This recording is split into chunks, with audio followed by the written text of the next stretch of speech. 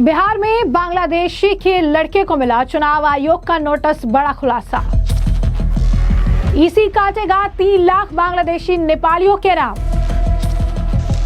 बांग्लादेशी घुसपैठियों के मुद्दे पर गरजे अमित शाह, कहा घुसपैठियों से एक इंच जमीन खाली कराएगी बीजेपी। एक इंच जमीन को हम घुसपैठियों से खाली कराने का काम करेंगे। बिहार में वोटर लिस्ट रिवीजन किया जा रहा है और इस प्रक्रिया को लेकर बिहार से लेकर पूरे देश में हंगामा मचा हुआ है।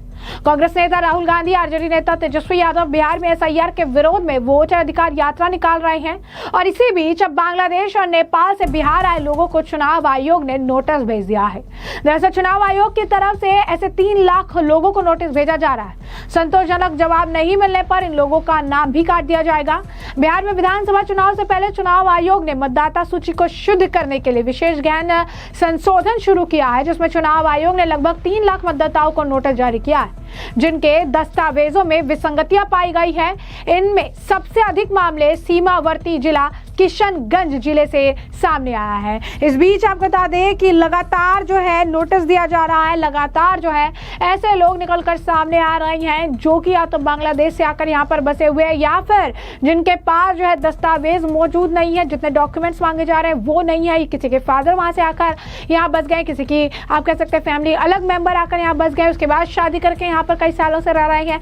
तो इस तरीके के कई सारे मामले आए हैं और एसआईआर में इस प्रोसेस के दौरान जो है कई बड़े खुलासे हुए। इस बीच एक और व्यक्ति है जिन्हें आपको बता दें कि इलेक्शन कमीशन का जो ये नोटिस है जो मिला है, ईआरओ का जो नोटिस है वो आपको बता दें कि मिला है। इस नोटिस के मिलने के बाद वो खुद बता रही है कि कैसे उनके पिता बांग्लादेशी है और उन्होंने गलत तरीके से जो है यहाँ पर एंट्री की थी, लेकिन उसके बाद से ये लोग कई सालों से यहाँ रह रहे हैं और जो डॉक्यूमेंट्स मांगे हैं उनके पास ये डॉक्यूमेंट्स मौजूद नहीं है। जरा सुनिए क्या कुछ कहना है इस व्यक्ति का।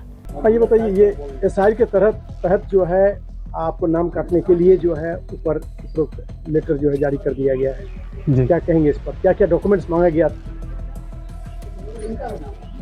डॉक्यूमेंट्स से जो भी था सर सब कुछ दिए हैं। जन्म सब कुछ यहीं पे हुआ मेरा, अभी कहाँ जाए तो हम लोग। आपको तो मान रहा है भारतीय नहीं है, बाहर से आए हैं, बांग्लादेश से आए, इस तरह का माना जा रहा है, क्या कहेंगे?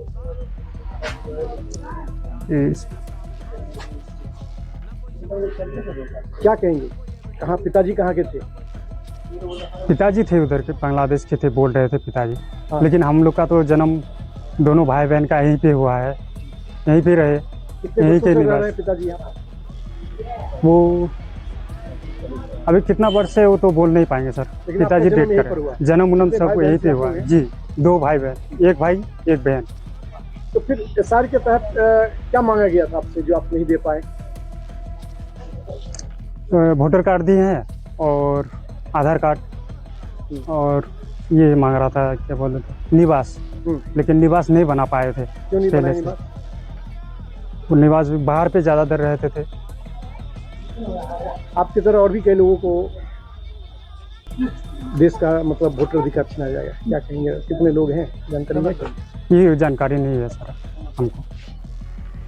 क्या नाम आपका? रतन सिंह। क्या करते हैं? खेती बाड़ी मजदूर करते हैं। पिताजी का नाम? ठाकुर सिंह। तो जैसा कि आपने सुना और खुद बता रही हैं कि जो पिता है उन्होंने कभी भारतीय नागरिकता नहीं ली, बांग्लादेश से आए थे और यहाँ पर आकर ही बस गए थे।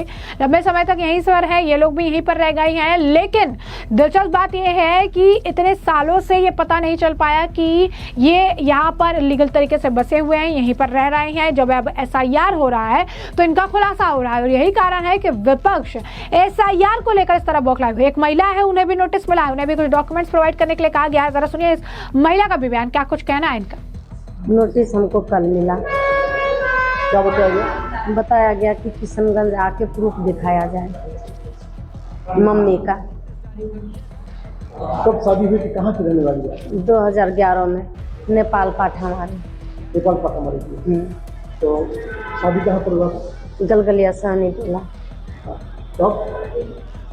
अब यही है, मेरा पास तो सारा डॉक्यूमेंट्स है, राशन कार्ड, आधार कार्ड, कॉलोनी घर भी मिला हमको और आधार कार्ड भी है और पैन कार्ड, सारा प्रूफ है। मतलब इंडिया का जितना होना चाहिए सारा प्रूफ है। हाँ, सिर्फ मम्मी का मांग रहा है, मम्मी का निवास।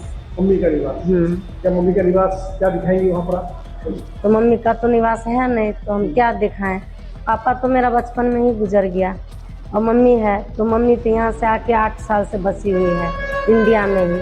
घर उर सब बना लिया यहीं पर, जमीन उमीन लेके घर यहाँ बना ली, तो यहीं पर है। वोट भी यहीं गिराती है, आधार कार्ड भी बन गई।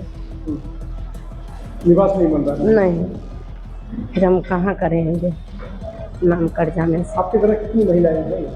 बहुत सारा है यहाँ पर, नेपाल के साथ सबका यही हाल है। सबका यही हाल है। क्या नाम आपका? मुनिया देवी।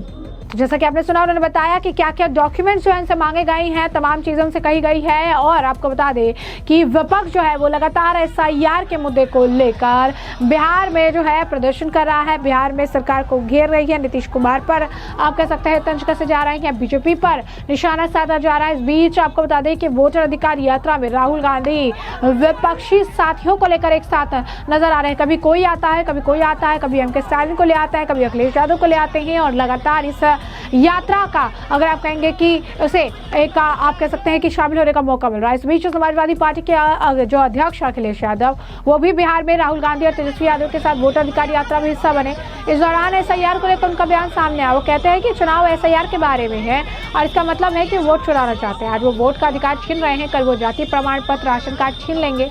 ये बीजेपी पार्टी का तरीका है, मुद्दे को भटकाना, दूसरा मुद्दा लाना। आज महंगाई है, बेरोजगारी है, बीजेपी के पास इसका क्या जवाब है? बीजेपी जिस तरह काम करती है, ये इस्तेमाल पार्टी है, ये लोगों का इस्तेमाल करती है और लोग धीरे धीरे भारतीय जनता पार्टी को इस्तेमाली पार्टी बोल रहे हैं। ये इस्तेमाल करेगी और उसके बाद उन्हें बर्बाद कर देगी। यह केवल इस्तेमाल करती है पार्टी, बल्कि उन्हें बर्बाद भी करने का काम कर रही है। वहीं आपको बता दें कि दूसरी तरफ गृह मंत्री अमित शाह असम में गरजते नजर आए। उन्होंने साफ शब्दों में कहा कि असम का नेतृत्व ऐसे लोग नहीं कर सकते जो बार बार पाकिस्तान जाते हैं। उन्होंने ये भी जो है गौरव गोगोई पर निशाना साधा और इस दौरान उन्होंने साफ तौर पर कहा है कि एक एक जमीन जो है घुसपैठियों से हम वापस लेंगे, जिसे जो करना है वो कर सकता है। आपको बता दें कि गृह मंत्री अमित शाह ने जो है मार्च अप्रैल में होने वाले असम विधानसभा चुनाव के लिए युद्ध का बिगुल फूंक दिया। कहा राज्य का प्रतिनिधित्व ऐसे नेता नहीं कर सकते जो घुसपैठियों और अतिक्रमणकारियों के प्रति सहानुभूति रखते हैं। शाह ने कहा घुसपैठियों ने हमारी हजारों एकड़ जमीन पर कब्जा कर लिया। भाजपा सरकार ने हर जगह से अतिक्रमण हटाने का अभियान चलाया है, लेकिन गौरव गोगोई ने इसका विरोध किया। असम सरकार ने घुसपैठियों के अतिक्रमण में तकरीबन 1,29,548 एकड़ जमीन मुक्त कराई है। केंद्रीय गृह मंत्री अमित शाह क्या कुछ कहते नजर आए, इस दौरान सुनिए। सबसे बड़ा काम हुआ है, लाखों एकड़ भूमि घुसपैठियों से मुक्त कराने का काम भारतीय जनता पार्टी की सरकार ने किया।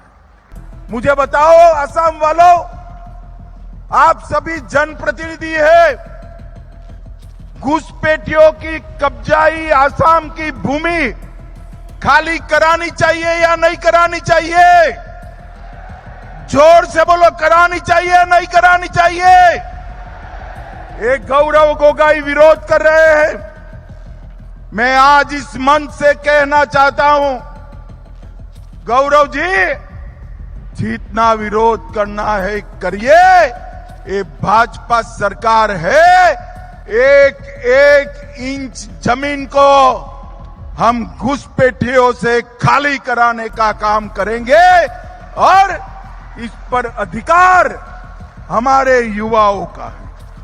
गांव चरवाहों की भूमि 3500 एकड़ खाली कराई, वन्य जीवन अभ्यारण्य की भूमि 87,000 एकड़ खाली कराई, सरकारी भूमि 26,000 एकड़ खाली कराई और अन्य भूमि 4,500 एकड़ खाली कराई।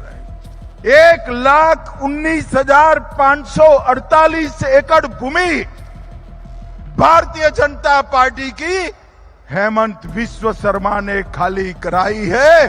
और सबसे बड़ी बात है, शंकर देव और माधव देव के सत्र की भूमि भी एक कांग्रेस के शासन में घुसपैठियों ने कब्जाई थी, इसको भी खाली कराकर शंकर देव और माधव देव का सम्मान रिस्टोर कराने का काम किया है।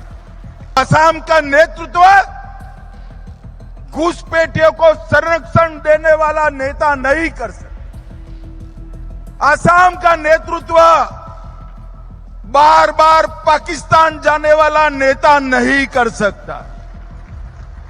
असम का नेतृत्व घुसपैठियों को एंक्रोचमेंट कराने वाले लोगों को नहीं दिया जा सकता। असम का नेतृत्व भ्रष्टाचारियों को नहीं दिया जा सकता। असम का नेतृत्व नरेंद्र मोदी और यहां पर हेमंत बिस्वा शर्मा के नेतृत्व में चलेगा। जैसे कि आपने सुना कि केंद्रीय गृह मंत्री अमित शाह ने कहा कि भाजपा ने घुसपैठियों को बाहर निकालकर श्रीमंत शंकर देव और महापुरुष माधव देव के सत्रों की पवित्रता को बहाल किया है। उन्होंने कहा कि कांग्रेस के शासनकाल में घुसपैठियों ने श्रीमंत शंकर देव और महापुरुष माधव देव के सत्रों की जमीन पर अतिक्रमण कर लिया था। अगर गोगोई विरोध भी करते हैं तो भी भाजपा घुसपैठियों से आक्रामित जमीन का एक एक इंच खाली कराएगी। आप जो चाहे कर सकते हैं, हम नहीं रुकेंगे। शाह ने दावा किया कि असम में भाजपा सरकार ने घुसपैठियों को पकड़ने के लिए विशेष अभियान शुरू किया है। जो हमारी बेटियों से शादी करते थे, अब उनके खिलाफ भी इसी तरीके के कड़े एक्शन लिए जाएंगे। तो इसमें हमने आपको जो पूरा मामला विस्तार से बताया, तमाम आपने बयान सुन लिए और इस मामले पर अब आपकी जो राय है कमेंट सेक्शन में कमेंट करके जरूर साझा करिएगा। धन्यवाद।